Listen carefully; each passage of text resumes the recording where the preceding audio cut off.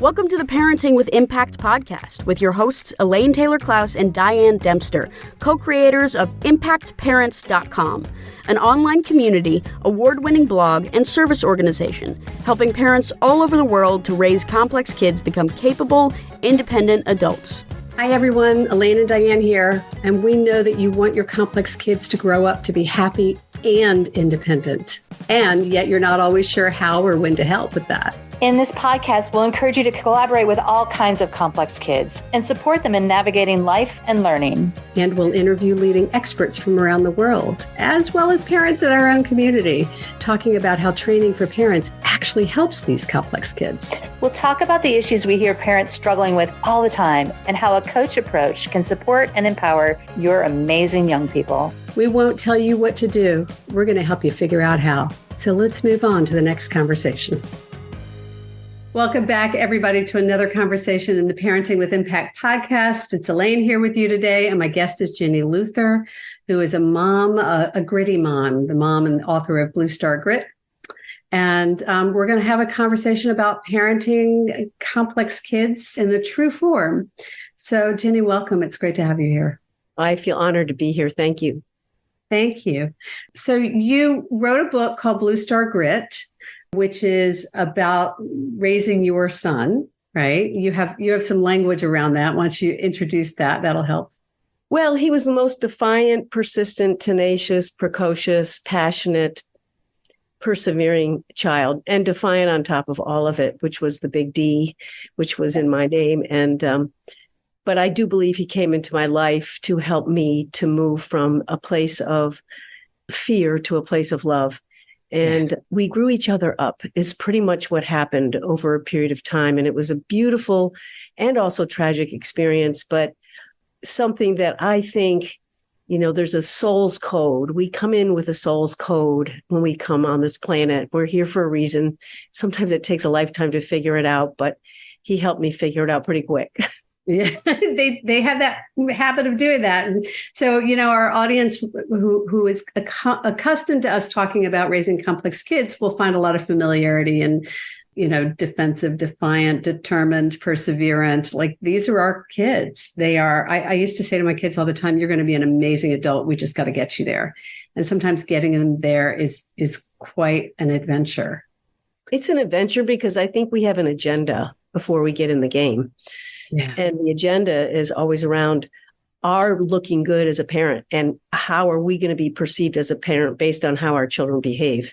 Yes. And that's the misnomer right there is that throws us into control, in my opinion. And then when we start controlling, all you need is someone like Bart, that was my son, who to trigger every one of those feelings inside you and help you to see, you need to see this differently. Yeah.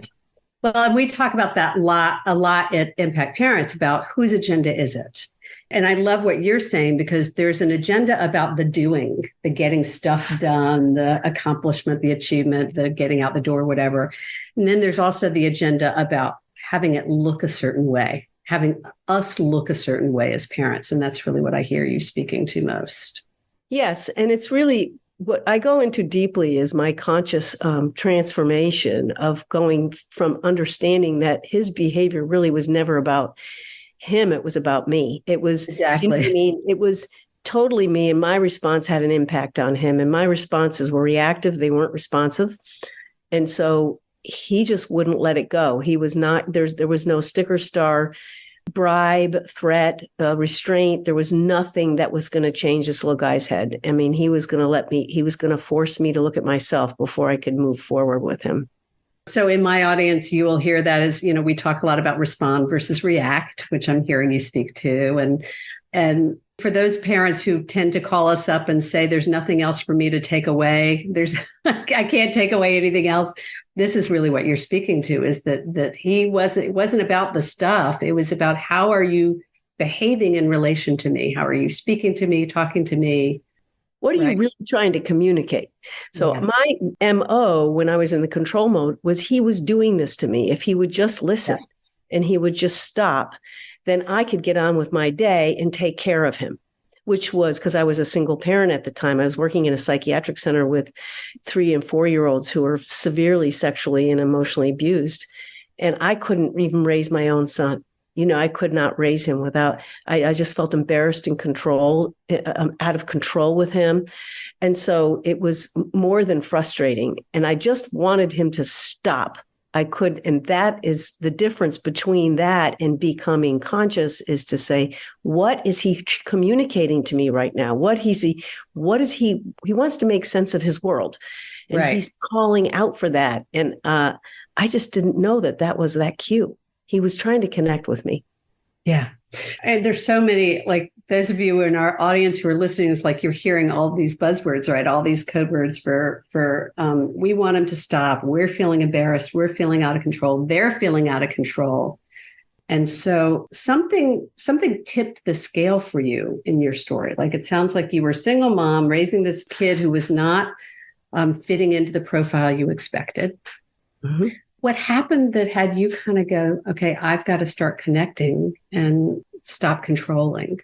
Well, I think it was over a period of time and many, many stories, which are in the book, the Blue Star Grip book. But it started with a wooden spoon. I mean, I literally hear the professional working at a psychiatric center lost it and watched myself act stupid, threatening him with a wooden spoon because he wouldn't do what I was telling him to do or stop doing what I wanted him to stop doing. And how old was he? He was 2.5, very precocious. Okay.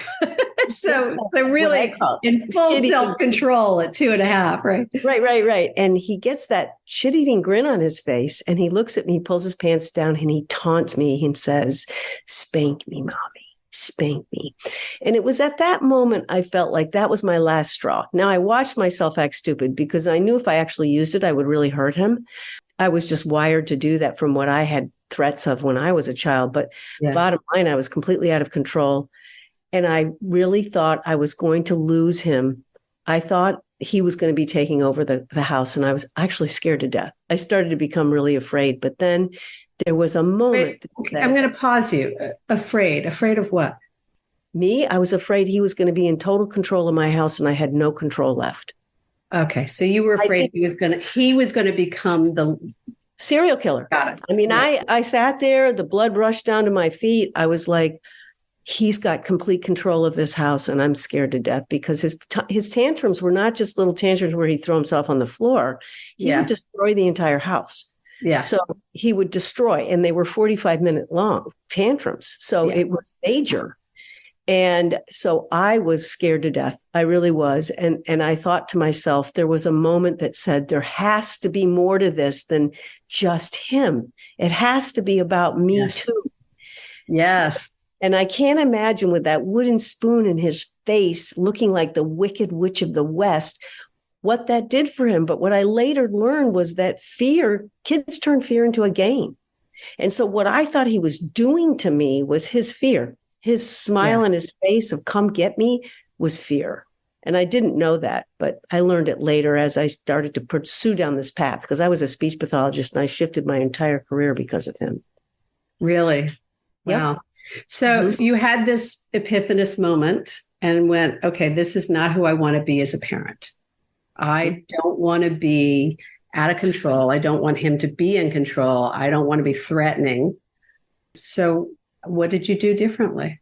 I mean, now in our audience, we would, invite people to the coach approach, and we have a way, forward. Oh, there's so much now, especially all the information we know about the brain and how it develops self-regulation. Yeah. There's so much now that I would have done completely different. Right. It was baby steps. And this is the thing, like, what you're supposed to do, but you fall into your trap. I mean, I threw him in a snowbank, and I was so frustrated with myself. I wasn't frustrated with him. I was frustrated with me. I tried different things, but once I started to let go and let him take some responsibility with things, then I started to see that was what he needed. He needed to feel challenged. He needed the power. He needed to feel valuable. He needed all these things. When I would trust him enough to let go of something, knowing that he was going to be disappointed, I had to be okay with that. So it started with his binky.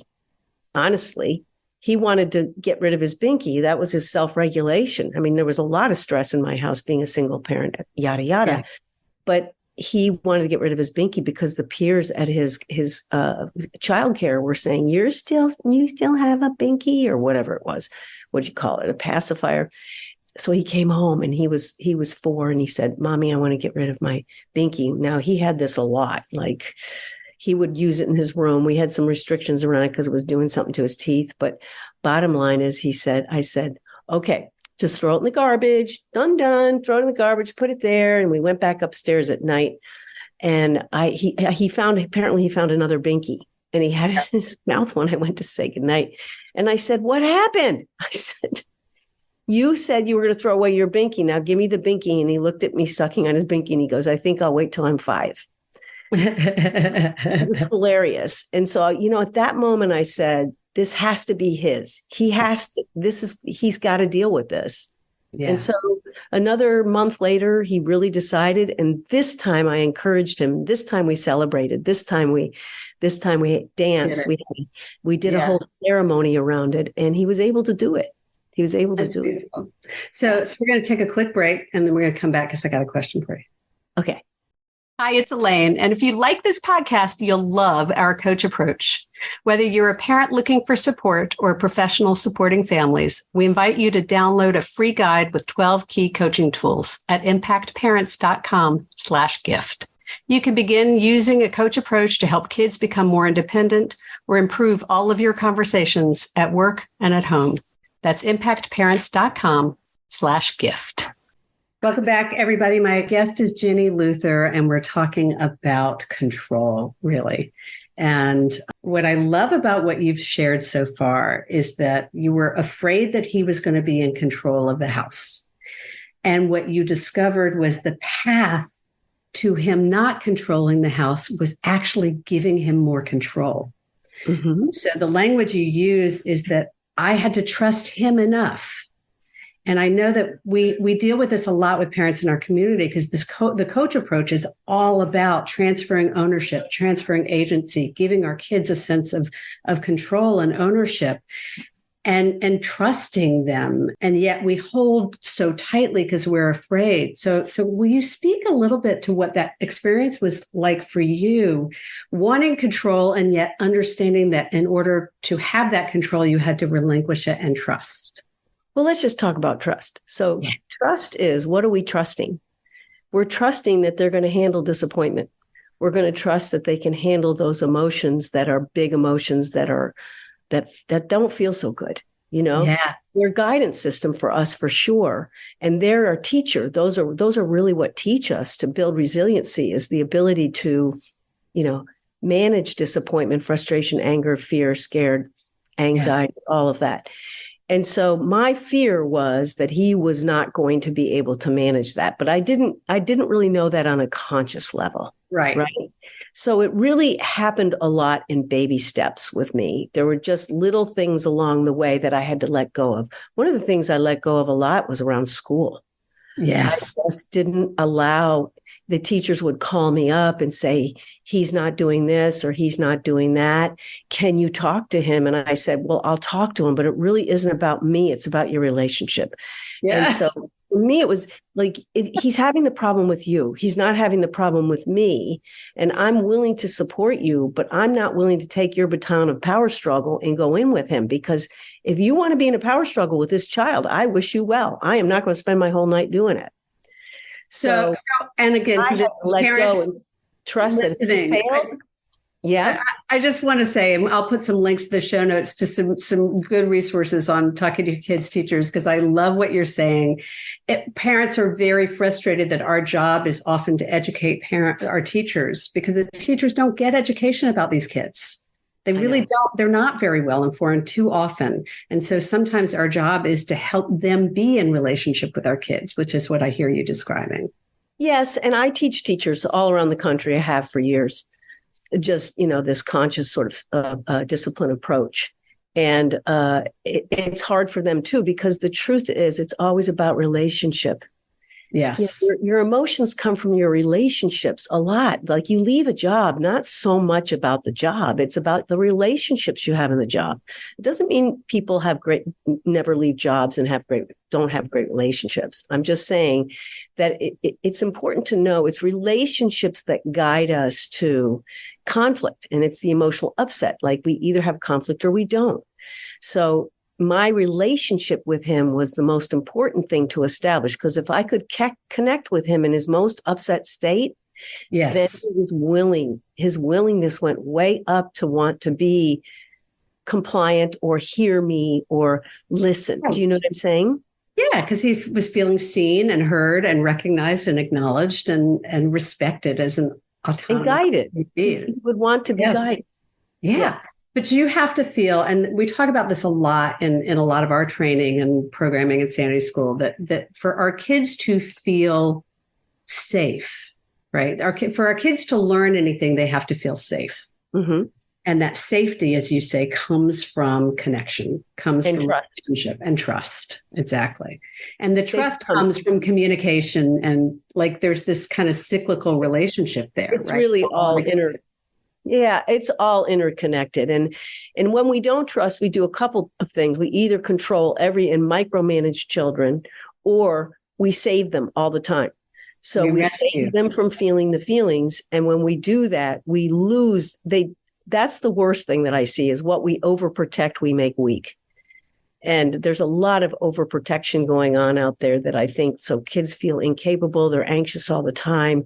They don't think they can manage things and handle things. And I think it's because we want them to be happy. We want them to be actually a little happy and a lot calm. We don't want them too happy, a little happy and a lot calm. We don't want them frustrated, scared, mad. Right.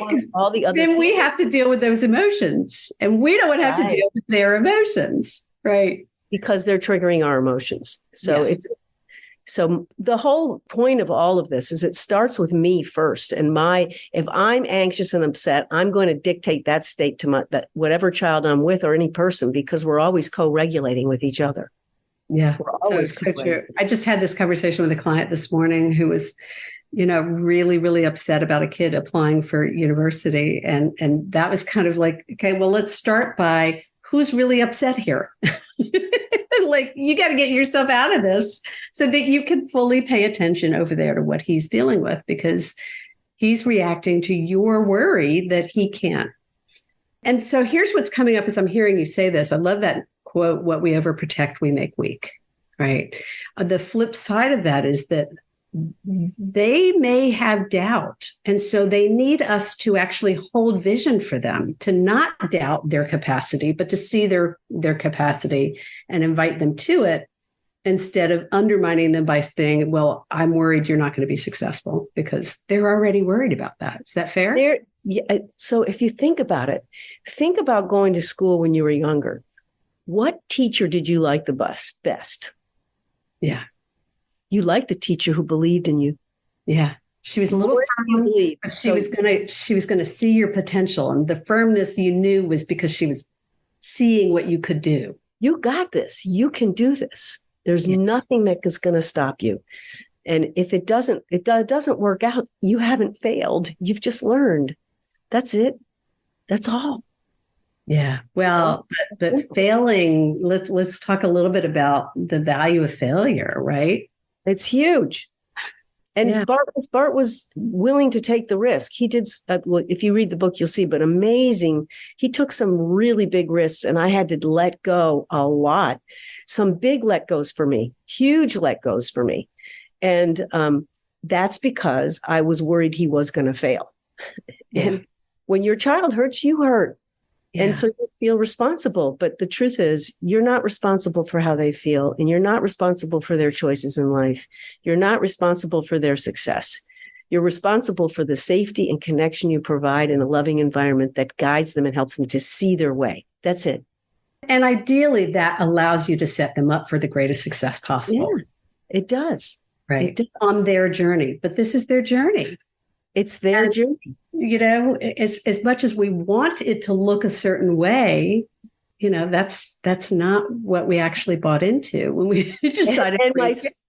And my son said to me when he was 16, he goes, Mom, he was going to Portugal. He wanted to go to West Point and he wanted another language fluently. And he was doing it in his junior year. And he had to come back in his senior year, apply to West Point and do his junior year because any credits weren't going to be taken from Portugal.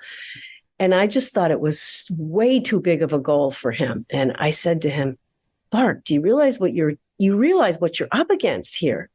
You sure? And he looked at me right in the eyes and he gave me the most poignant quote that I always think of. Your agenda for my life, Mom, is not my agenda. And you have a choice. You can support me or you can fight me on this. What do you think is going to be more helpful to me? Why? I love that. Your agenda for my life is not my agenda. Mm-hmm. So I have a child who's an actor. And very similar, who wanted to go to Hollywood and I remember I was talking to a friend of mine who had been a writer and very successful in Hollywood when I was trying to figure out what to do. And he said, you got two choices. You can support them or you can oppose them. They're going to do it anyway. So I suggest you support them. And it was the best advice I ever got. It's like, okay, I got to figure out how to be with this and get on this train because this is the train they were on. Yep. He taught me so much. He taught me so much about letting go and sort of what other people think is none of your business. And he just taught me so much. And then unfortunately, unfortunately he was murdered. So I had no control over that either. So he achieved a lot of his goals and then was murdered. So it was a very difficult thing.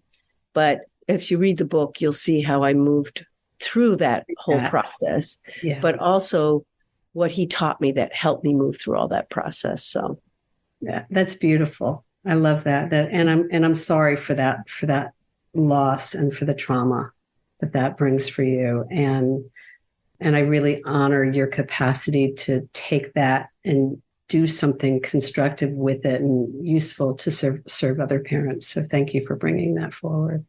You're so welcome. You're so welcome. Well, the book was a divine right. I'm not a writer. I keep saying that and they go, yes, you are. I totally understand that. I wrote the book with him during COVID. And so, so. Beautiful. Well, so Jenny, this is a great time for us to segue into how can people find out more. The name of the book again is Blue Star Grit, A Mother's Journey of Tragedy and Triumph, Raising a Defiant Child into an Exceptional Leader.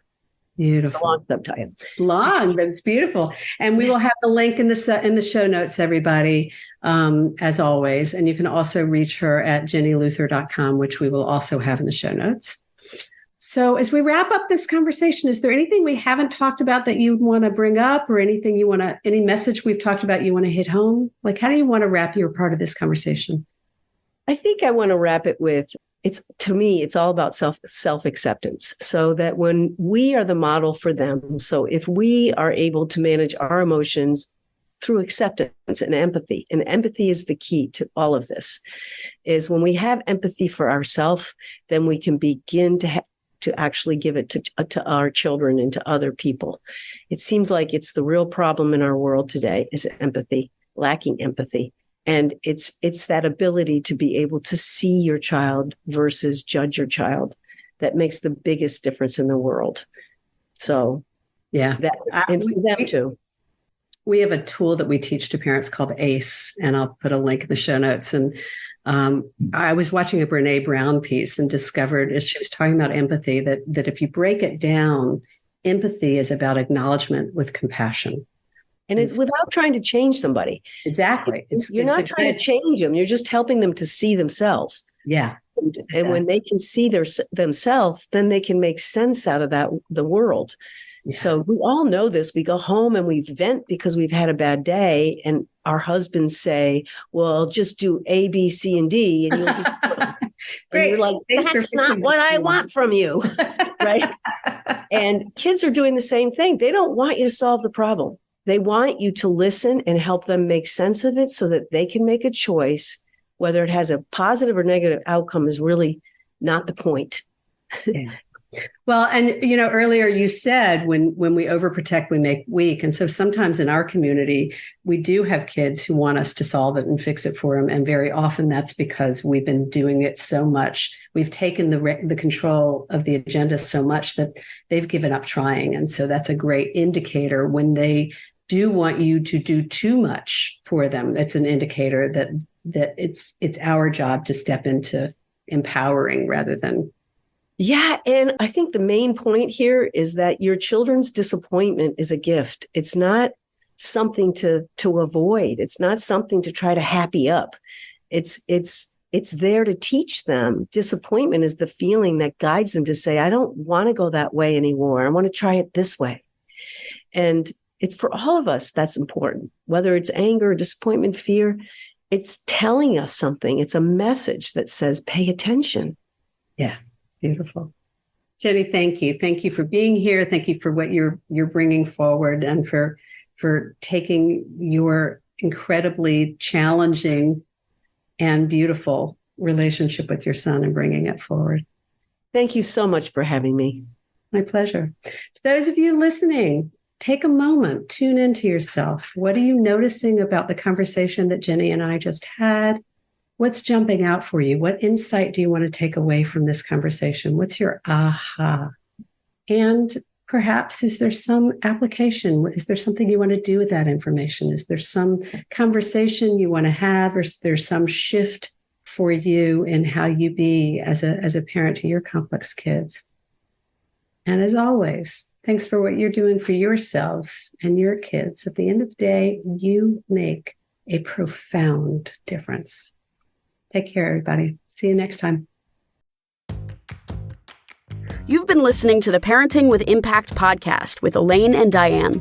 For more information on the Impact Parents community or to join Sanity School for Parents, please visit impactparents.com.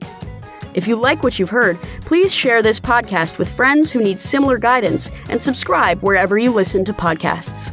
For the essentials of Elaine and Diane's coach approach to parenting, download a free tip sheet at impactparents.com/podcast. Behavior therapy training for parents is actually recommended as a first-line treatment for complex kids. For information about Sanity School, our training program for parents or teachers, which has helped thousands of families around the globe, visit impactparents.com/sanityschool.